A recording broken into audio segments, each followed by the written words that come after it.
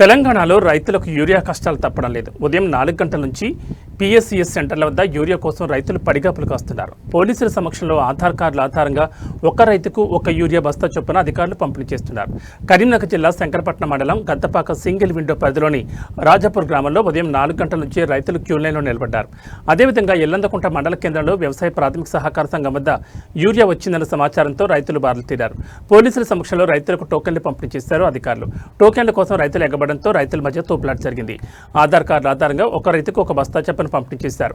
Urea కోసం అష్టకష్టాలు పడుతున్నామని 3 ఎకరాల ఉన్న రైతుకు కూడా ఒక్క యూరియా బస్తా ఇస్తున్నారని, రైతులకు సరిపడా యూరియా పంపిణీ చేయాలని అధికారులను కోరుతున్నారు.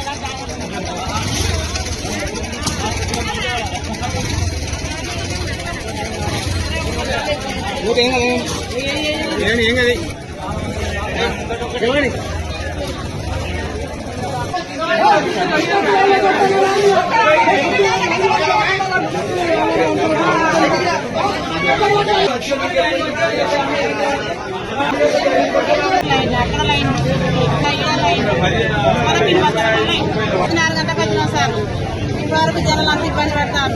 ఒక్క బస్సు దొరికేది లేదు. వచ్చిన వాళ్ళు మరిపోరు. అధికారులు మాకు ఏం న్యాయం చేస్తారు, ఏం చేస్తారు?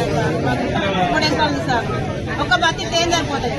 3 ఎకరాలు మనిషికి ఒక్క బస్సు అంటారు, నంబర్ ప్రకారం అంటారు, కడవాడు జవాడు అవుతుంది. దొరికిన వాళ్ళు దొరుకుతానే దొరకాలు మరిపోతారు.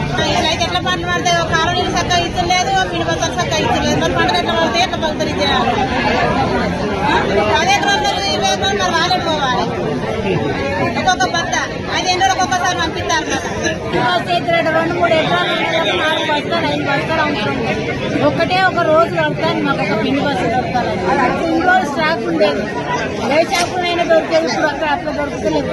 పిండి బస్సులు వచ్చే తక్కువ ఎక్కువ రావాలని కోరుకుంటున్నాను. ఒక లారైతే ఒక లాక్ మించిన మంది వచ్చింది. మనిషి ఒక 2 బస్తాలు ఇస్తే జరుగుతుంది అనుకుంటే ఇప్పుడు మనిషి ఒక బస్తా ఇస్తా అనేది సార్లు అంటారు. మాకు ఒక్క బస్సు కూడా సరిపోయట్లేదు. మేము బస్తాల మీద నిలబడి ఇప్పటికి ఒక 15-20 రోజులు అవుతారు. ఈ ఒక్క బస్సు వేసుకొని ఏడగలుపుకోవాలి. అది ఏంటి ఎక్కడికి వస్తుంది? పొలం ఖరాబ్ అవుతుంది. ఇప్పటికి నెల దాటింది పొలం నాటేసి. సరిపడా 20 బస్తాలు ఇవ్వాలని మేము